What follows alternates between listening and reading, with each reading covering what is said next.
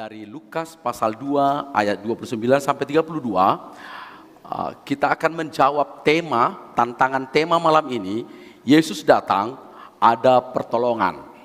Lukas pasal yang kedua ayat 29 sampai dengan 32. Kalau Bapak Ibu sudah menemukan, kita akan membaca nats yang bercerita tentang Simeon. Kata Simeon tidak terlalu asing di gereja ini karena ada banyak anggota Simeon Hana. Lukas pasal 2, mudah-mudahan juga Simeon ini cerita malam ini semakin menginspirasi orang tua kita di Simeon Hana. Lukas pasal 2 ayat 29 sampai 32. Kita baca bersama ya, kita nikmati firman Tuhan pada malam Natal ini. Lukas pasal 2 ayat 29 sampai 32, demikian firman Tuhan, 1, 2, 3 ya. Sekarang Tuhan, biarkanlah hambamu ini pergi dalam damai sejahtera sesuai dengan firman-Mu. Sebab mataku telah melihat keselamatan yang daripadamu, yang telah Engkau sediakan di hadapan segala bangsa, yaitu terang yang menjadi penyataan bagi bangsa-bangsa lain, bagi umat-Mu, kemuliaan bagi umat-Mu Israel, dan kemuliaan bagi umat-Mu Israel. Oke, karena mimbarnya nggak ada, saya letakkan dulu kitab suci saya ya. Tema kita pada malam hari ini, Yesus datang, ada pertolongan. Pertolongan apa yang mau kita harapkan dari Tuhan Yesus? Kalau malam ini Tuhan Yesus datang ke rumah tangga saudara, dalam hidup saudara, kira-kira pertolongan apa yang Bapak Ibu pilih? Kalau dikatakan seperti iklan itu, pilihlah 3 atau pilihlah 1 bentuk pertolongan yang Tuhan akan berikan pada malam Natal ini padamu. Mungkin ada yang mengatakan, saya pengen jadi kaya. Temannya katakan, saya pengen sehat. Teman yang satu katakan, saya pengen keadaan sejak semula seperti sedia kala. Kembali sejak awal. Hari ini kita bicara bahwa seorang Simeon, ketika dia punya satu cita-cita untuk bertemu Tuhan Yesus. Di usianya yang sudah semakin lanjut, kemudian cita-citanya adalah bertemu dengan Tuhan. Tidak tahu bayi mana yang akan dia temui. Yesus yang seperti apa yang akan dia temui.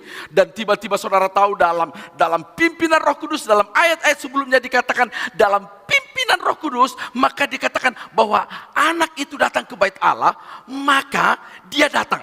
Oke, itu fakta dulu. Itu fakta, baru nanti kita lihat maknanya. Dia datang ke bait Allah dan dia berkata, ini dia yang sudah kunanti-nantikan. Aku sudah melihat Mesias. Dan responsnya dan memaknai pertemuan dengan Tuhan itu, ini yang kita lihat bentuk pertolongan apa yang dirasakan oleh seorang Simeon. Maka yang pertama dia katakan begini, sekarang Tuhan, aku sudah mau, sudah siap, sudah dengan damai sejahtera, aku pulang ke rumah Bapa di sorga. Sekarang dengan damai sejahtera, aku pulang ke sorga, karena aku sudah bertemu dengan bayi Natal itu. Hubungannya apa? Pertolongan apa yang dirasakan oleh seorang Simeon ketika dia bertemu Tuhan Yesus? Maka saudara tahu, Simeon telah menempatkan value kehidupan, nilai hidup yang paling tinggi itu adalah pertemuan dengan Yesus dibanding dengan kenikmatan dunia ini. Siapa di antara kita, apalagi yang punya uang, pengen cepat-cepat pulang ke rumah Bapa di sorga? Saya mau salam malam ini. Siapa di antara kita yang sakit-sakit pun di dunia ini pengen cepat pulang ke rumah Bapa di sorga? Saya mau katakan, kalau mau cepat-cepat pulang sekarang. Tidak ada. Sejelek-jeleknya dunia ini, kita senang tinggal di dunia ini. Amin. Tidak ada. Tidak ada yang benci dengan dunia ini. Siapa yang benci? Siapa yang tidak suka dengan gemerlapnya dunia ini? Siapa yang tidak suka dengan bintang-bintang ini? Tapi hari ini kita melihat Simeon katakan, sekarang aku sudah siap. Why? Pertanyaan itu penting.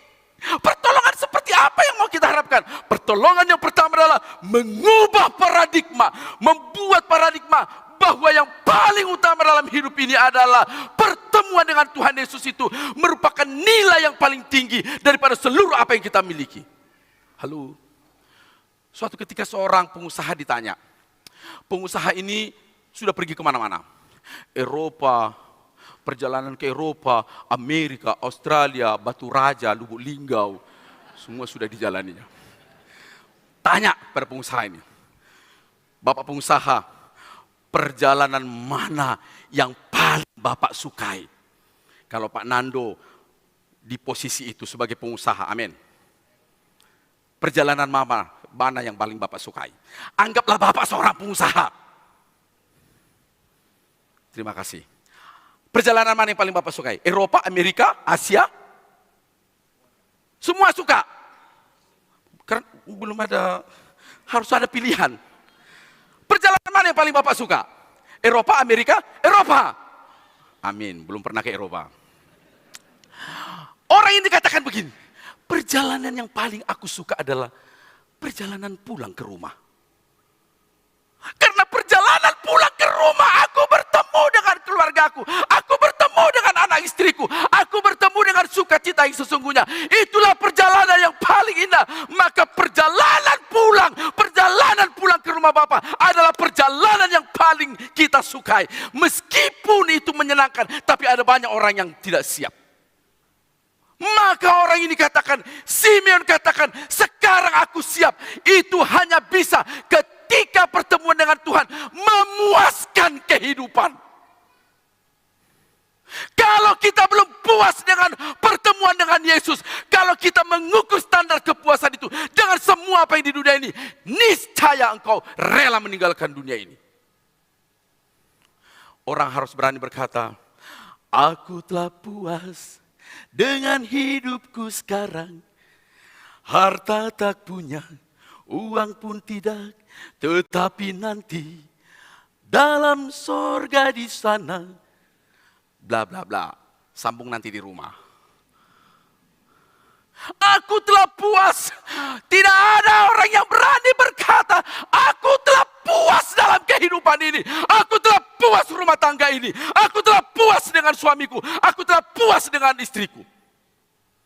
Karena ada banyak orang dalam seminar suami istri, ketika ditanya, jika waktu ini diputar ulang, ada yang menikah 15, 20, 25. Kalau waktu ini diputar ulang, saya tanya, kira-kira pasanganmu yang sekarang gak kau pilih? Jangan langsung dijawab ya. Mengerti pertanyaannya? Mengerti pertanyaannya? Jika waktu ini diputar ulang, yang 20 tahun menikah, 25 tahun, masih pasanganmu sekarang gak kau pilih? Karena kemarin ada 10 dibuat survei, laki-laki Batak, setia banget kan? 10 laki-laki Batak ini, bapak-bapak, ditanya, semua katakan yes, istriku yang sekarang. Karena waktu itu survei ditanya di depan mertua, di depan keluarga besar. Jadi ya, kalau waktu ini diputar ulang, masih pasanganmu sekarang enggak? Seorang bapak katakan, yes Pak Pendeta, 100%. Istrinya ditanya, kamu? Kalau dia memang Pak, pasti puas, pasti dia milik aku. Tapi aku, kalau seandainya aku dulu mau sama pacarku yang pertama, Marga Si Ombing, aku udah istri Kapolres, ibu komandan. Gara-gara ini, aku jual thrifting, alias BJ. Halo, adakah yang puas? Saudara ingat cerita pada waktu Yesus bertemu dengan perempuan Samaria yang sangat terkenal itu. Dan kemudian Yesus katakan, panggil suamimu, begitu kan? Panggil suamimu. Perempuan itu jujur katakan, maaf Tuhan, aku tidak punya suami. Benar katamu, bahkan yang kelima bisa dibayangkan enggak? Perempuan punya 5 laki-laki. Bahkan yang kelima ini, itu bukan suamimu. So, what does mean? Apa artinya itu? bahwa yang kelima ini pun tidak pernah memuaskan engkau. Tidak akan mungkin engkau puas dengan itu. Maka saudara tahu, Simeon menjawab malam ini bahwa pertolongan dari Tuhan itu adalah bukan soal kita sembuh, bukan soal kita jadi kaya. Pertolongan yang pertama adalah membuat paradigma di kita, di pikiran kita, menolong kita untuk berpikir bahwa yang paling memuaskan hidup ini adalah bertemu Kristus. Kristus yang belum membuat mujizat. Saudara perhatikan orang Majus. Dia memberikan persembahan emas, mur dan kemenyan. Apakah dia sudah melihat mujizat dari Yesus? No. Alam semesta memang memberitahukan bahwa dia raja. Saudara tahu, ada banyak orang memberi. Ada banyak orang memberi karena telah merasakan pertolongan Tuhan. Yes. Tidak apa-apa.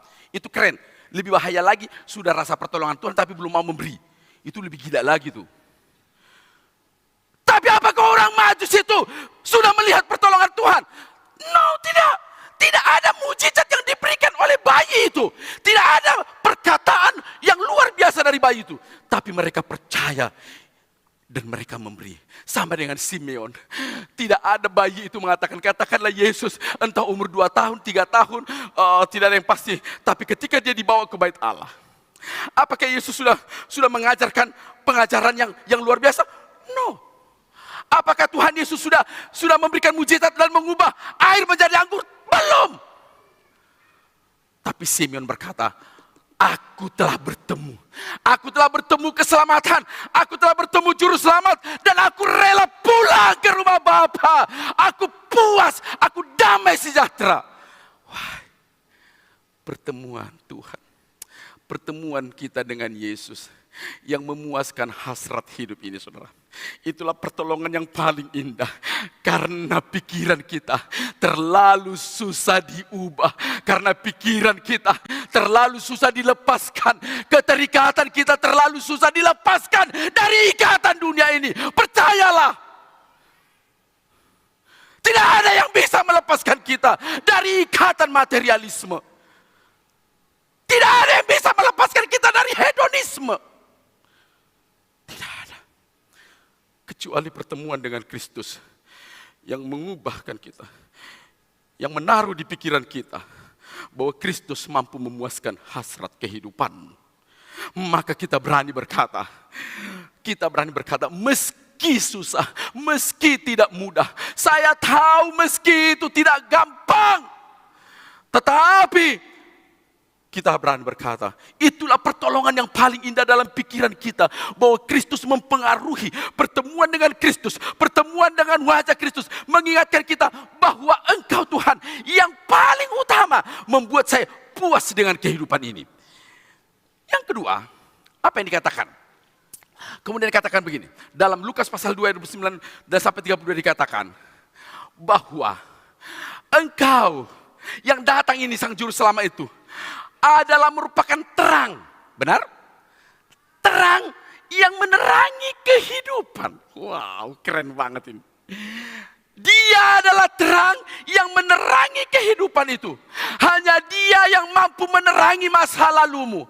Kita bisa menutupi ini pada istri, pada suami, pada anak-anak. Kita bisa tutupi dosa kita. Kita bisa tutupi. Siapapun Anda bisa menutupinya. Nobody knows. Tidak ada yang tahu. Kita bisa menutupinya. Tapi ketika Kristus itu datang, dialah yang menerangi, dialah yang membukakan, dialah yang membuat kita, Tuhan, ku sembunyikan dosa ini selama ini, tapi Engkau bukakan. Maka Yusuf juga ditolong, diterangi pikirannya. Wajar Yusuf bertanya pada waktu besok akan saya khotbahkan. Besok akan khotbahkan, karena itu pastikan Anda jangan kemana-mana besok. Besok akan saya khotbahkan. Wajar kalau Yusuf berkata, hamil duluan. Ya Allah, ya Allah, ya Allah, ya Allah, ya Allah, ya Allah. Kayak mana hamil duluan? Hamil? Bagaimana itu? Diterangi pikirannya. Nanti termasuk ketika Nats ini berkata, kemudian Simeon berkata kepada Yusuf dan Maria bahwa anak ini adalah penyelamat, menerangi menerangi bangsa-bangsa, menjadi terang bagi bangsa-bangsa. Yusuf mulai dibukakan pikirannya, mulai diterangi kegelapan pikirannya. Tidak mudah bagi Yusuf menerima Maria hamil. Tidak mudah, tapi Yusuf menerima cara Tuhan menerangi pikirannya. Saudara-saudara yang dikasihi Tuhan, pernah engkau merasa bahwa Tuhan menerangi hatimu yang gelap? Pernah engkau merasa Tuhan seolah-olah lebih besar wattnya dari lampu itu, menerangi yang gelap, seperti yang dirasakan oleh seorang Paulus ketika dia berjalan menuju Damsyik, hendak membunuh orang-orang Kristen itu. Kemudian ada suara yang berkata begini, Saulus, Saulus. Kemudian Saulus bertanya begini, enak sekali pertanyaannya. Who are you, Lord? Siapa kau Tuhan? Dia tahu suara itu berasal dari sorga. Dia tahu suara itu dari semesta. Dia tahu suara itu dari sorga. Tapi dia tidak mengenal siapa dia. Kemudian berkata, akulah Yesus yang kau aniaya. Tidak mudah bagi Saulus. Siapa kamu? Kapan aku menganiaya engkau? Baru dia berkata, aku di dalam orang percaya yang kau aniaya. Maka kalau engkau menganiaya mereka, engkau menganiaya aku. Kemudian Paulus begitu pintar menulis dalam 1 Korintus pasal 12. Orang percaya itu adalah tubuh Kristus. Kapan engkau diterangi pikiranmu? Kapan dosamu diterangi? Kapan dosamu disorot? Tidak ada yang tahu. Kau simpan sejak Januari sampai Desember. Tidak ada yang tahu. Istri tidak tahu. Suami tidak tahu. Ada orang menyimpannya begitu rapi. Begitu rapi. Kemarahan, kebencian. Kebencian pada suami. Kebencian pada istri. Kebencian pada mertua, kepada saudara. Dia simpan rapi. Dan hanya ada dalam bentuk tetesan air mata. Kemarahan bertahun-tahun. Siapa yang bisa menerangi? 2 minggu lalu, saya mewawancarai seorang pendeta di Bangka. Seorang dari Sungai Liat. Dia beragama lain tentunya dari Sungai Liat, Bapak Ibu tahu. Dari Bangka.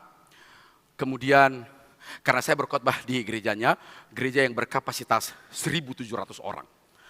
Wow, saya bilang, bagaimana bisa terjadi? Akhirnya saya wawancarai dia dalam channel saya. Kemudian dia katakan, bagaimana mulanya? Dia katakan, saya beragama lain dan saya sebenarnya benci dengan Kristen. Tapi entah kenapa pada malam Natal seperti ini, 24 malam di Kelapa Gading, saya tidak tahu entah kenapa, saya pengen kok ke gereja itu dan masuklah saya. Ada aja ya, masuklah saya di belakang. Tiba-tiba ada anak sekolah minggu nari. Anak sekolah minggu loh. Anak sekolah minggu nari, lagunya sudah dia nggak tahu. Tiba-tiba dia menangis. Sampai saya malu dengan tangga saya. Why? Kenapa saya menangis? Ada Kristus yang menerangi hatinya yang gelap. Karena selama ini dia menyimpan kemarahan dan kebencian. Ada Kristus yang menerangi hatinya yang galau.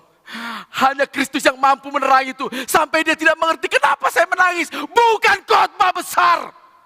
Bukan khotbah pendeta besar. Bukan acara KKR besar.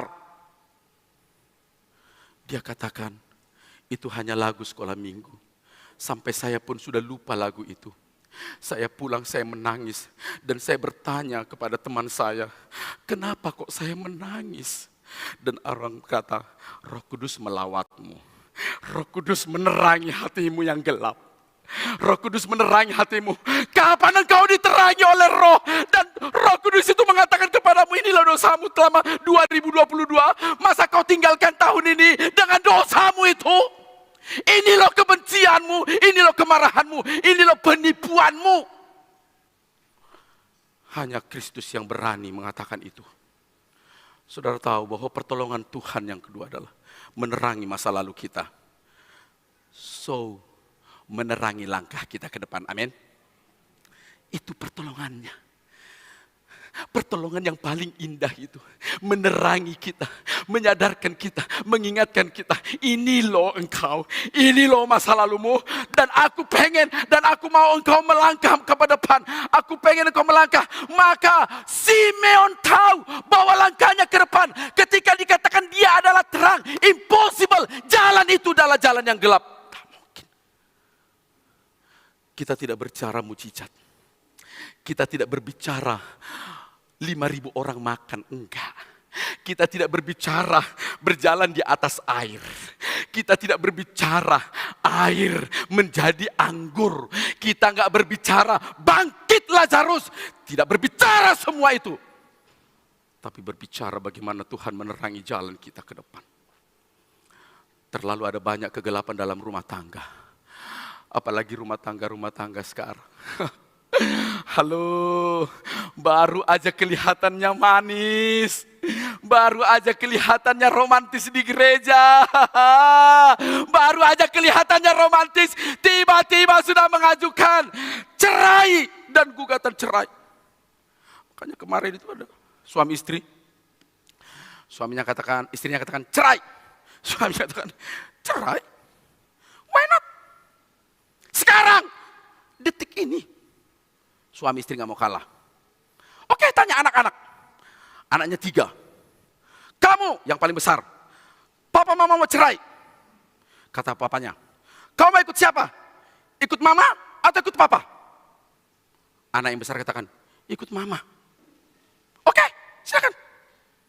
Yang kedua, sini kamu. Kamu ikut mama atau ikut papa? Yang kedua katakan, ikut mama. Oke. Ingat ya. Jangan panggil papa. Yang ketiga, kamu ikut siapa? Ikut mama. Ya udah kalau gitu aku ikut mama juga.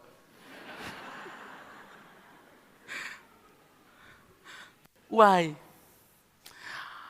Ada kisah yang masih diingat. Ada kisah di masa lalu yang masih diingat. Ada pasangan suami istri yang masih mengingat masa lalu cintanya. Simeon diterangi pikirannya dan dia berani berkata bahwa yang datang ini adalah terang bagi bangsa-bangsa. Adalah terang bagi bangsa-bangsa. Yang hanya Yesus yang bisa menerangi kegelapan dunia ini. Tidak ada yang bisa. Dunia ini menggambarkan kekecewaan. Seperti apapun dia hebatnya. Baru-baru kita disodorkan oleh media massa. Semua mengangkat Messi, Lionel Messi. Pahlawan, semuanya mulai jubah, duit semua diangkat. Cristiano Ronaldo, CR7 direndahkan serendah-rendahnya. Mampuslah kau yang Portugal.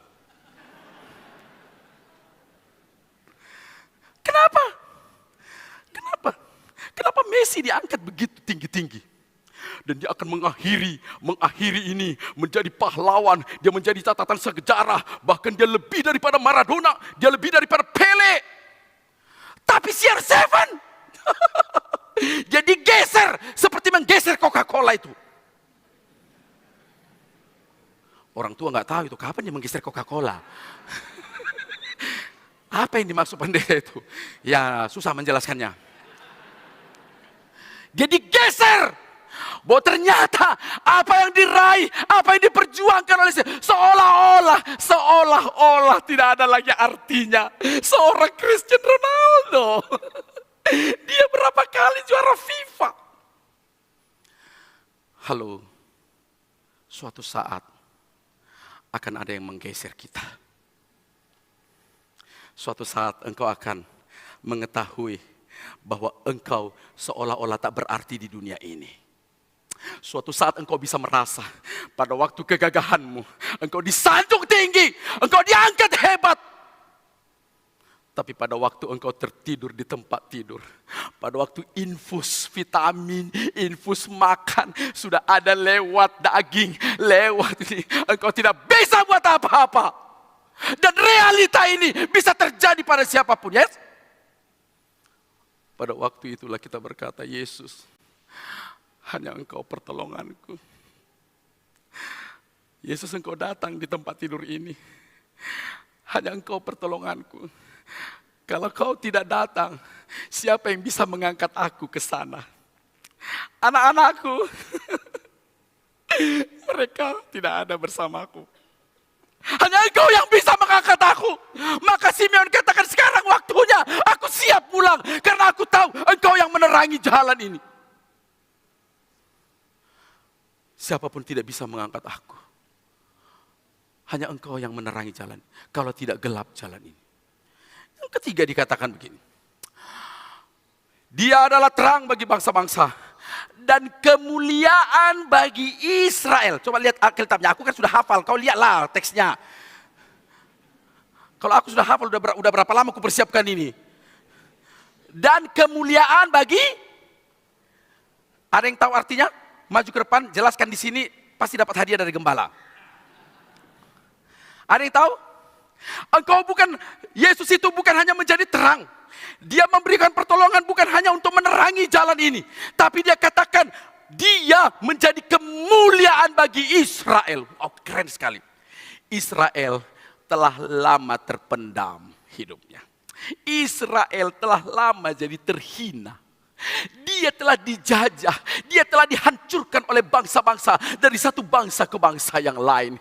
Israel tidak punya nama. Israel hancur.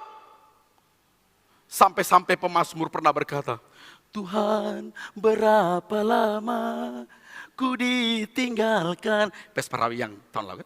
Berapa lama ku ditinggalkan. Israel terpojok. Israel tidak punya apa-apa. Berapa lama kau tinggalkan kami Tuhan. Terlalu sakit hidup ini. Saya pikir ini akan menjadi pertanyaan juga orang-orang yang sakit. Orang-orang yang terbaring di tempat tidur. Orang-orang yang hancur ekonominya. Orang-orang yang hancur rumah tangganya. Mungkin dia berkata, Tuhan berapa lama ku ditinggalkan.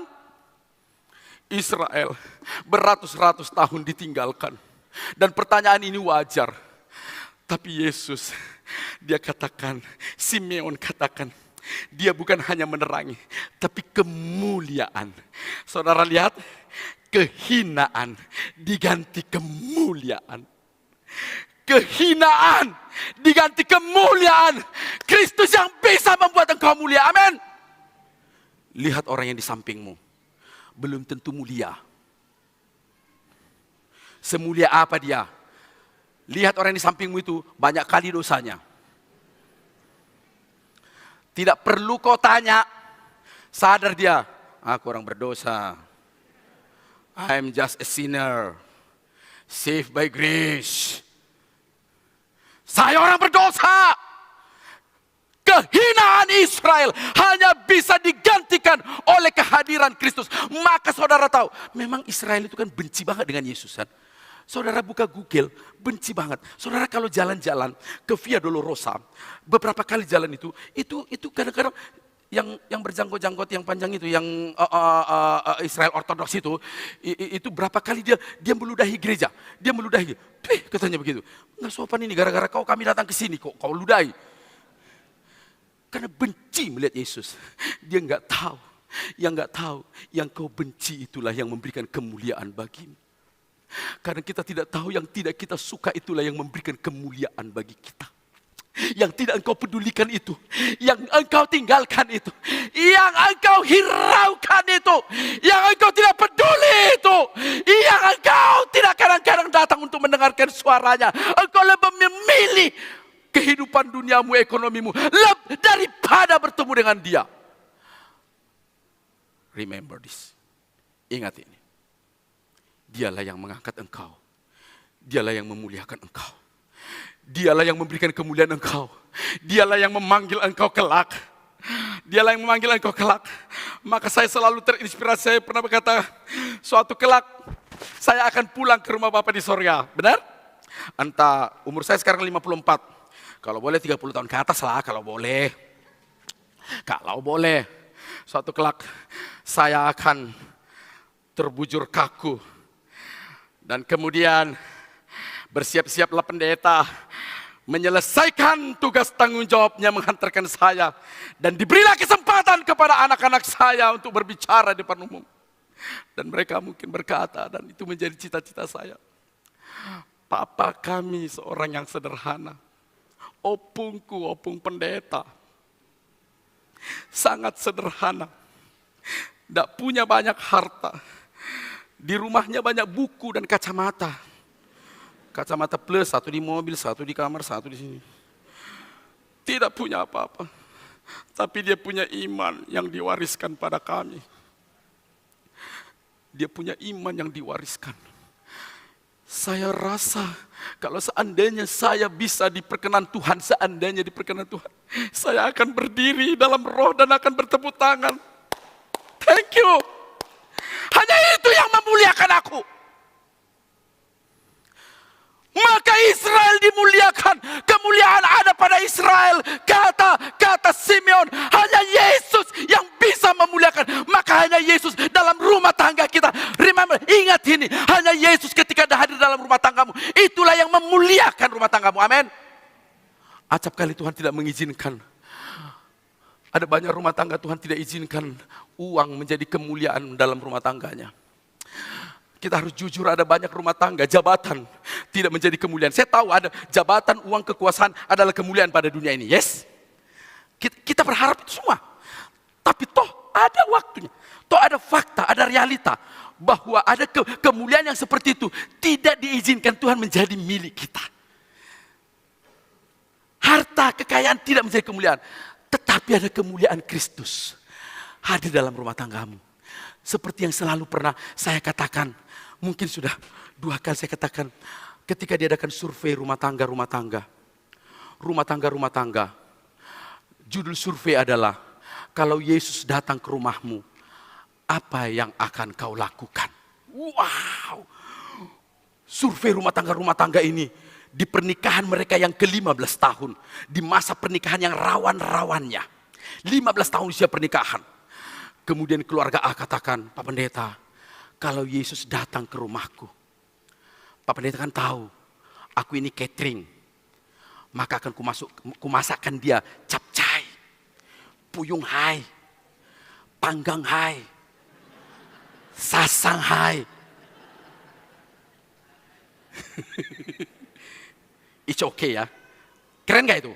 Keren dong. Keren. Apa yang dia punya, talenta yang dimilikinya. Keluarga yang kedua katakan begini, Pak Pendeta kan tahu rumahku keren. Minimalis, tapi 40 kali 50. So, aku akan berikan dia kamar yang terkeren. Master room.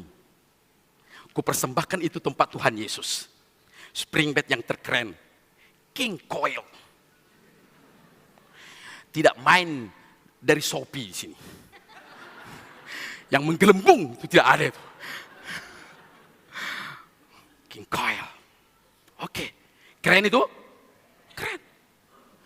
Keluarga yang ketiga katakan begini, Pak Pendeta, oke begini Pak Pendeta. Saya jujur-jujur ini Pak Pendeta ya, jujur-jujur ya Pak Pendeta ya, jujur-jujur ya, jujur-jujur nih. Pokoknya ya karena sama pendeta loh, jujur-jujur saya. Saya ini penonton porno Pak Pendeta. Oke, pendetanya diam aja dalam hatinya. So, jadi kalau Pak Pendeta izinkan, kalau Tuhan Yesus datang, saya minta 15 menit, jangan datang dulu. Emang kenapa? Saya hapus dulu aplikasi-aplikasi. Saya delete dulu di handphone itu orang-orang yang miskin yang tidak pakai baju itu. Saya hapus dulu, nggak enak nanti kalau laptop saya dibuka gimana? Keren itu? Keren nggak? Pura-pura nggak kau jawab. Keren, keren. Hapus dong. Keempat katakan, Pak Pendeta, kalau Tuhan Yesus datang ke rumahku malam ini, sebentar Pak Pendeta ya. Bapak Pendeta kan tahu aku pemabok. Jangankan malam, pagi pun aku udah mabok. Tidak ada hari tanpa saya minum. Songhi, tuak, apalagi minuman keras. Apalagi Pak Ahok. Semua. Jadi maksud lo? Beri aku waktu 30 menit. Untuk apa?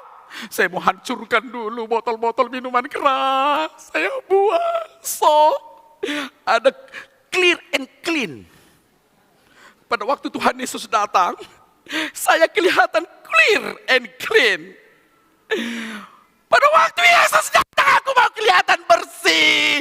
Aku tidak mau kotor. Aku tidak mau bau minuman. Aku tidak mau bau mabok. Aku menghormati Tuhan Yesus. Oke itu? Oke. Yang kelima katakan, Pak Pendeta, saya terbuka nih Pak Pendeta ya. Saya ini pemain judi. Semenjak Piala Dunia itu saya nggak bisa tidur Pak Pendeta. Bukan karena nonton, tapi menunggu siapa yang menang. Menit keberapa gol ini? Skor ini oleh siapa?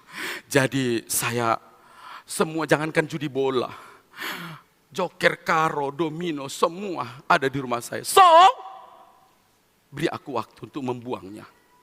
Kalau Yesus datang malam ini, aku pengen membuangnya. It's okay. Keluarga terakhir datang. Ibu-ibu ini, dia katakan, Pak Pendeta, gimana yang mau ngomongnya ya? Karena kayaknya ibu ini bekas penyanyi dangdut, jadi kata, jangankan gedung, gubuk pun aku tak punya. Jangankan permata, apa sambungannya?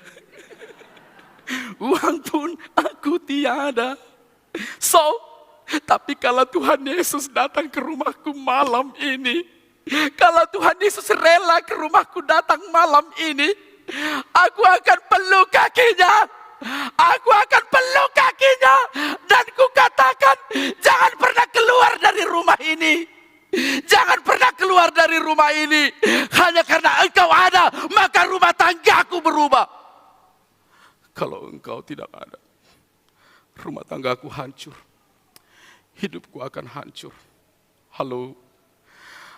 Pertolongan seperti apa yang mau Tuhan berikan kepadamu pada malam hari ini? Mengubah paradigmamu. Puas kehidupan ini. Saya tahu Tuhan ada banyak masalah saya. Berani engkau berkata puas. Kedua, terangi jalanku Tuhan 2023. Aku tahu gelap. Kata Jokowi gelap. Kata bangsa-bangsa gelap. Tapi aku ingin bersama engkau memberikan pertolongan, menerangi jalanku. Bisnisku mungkin gelap. Rumah tanggaku gelap. Masa depan anak-anakku gelap. Tapi engkau hadir menerangi.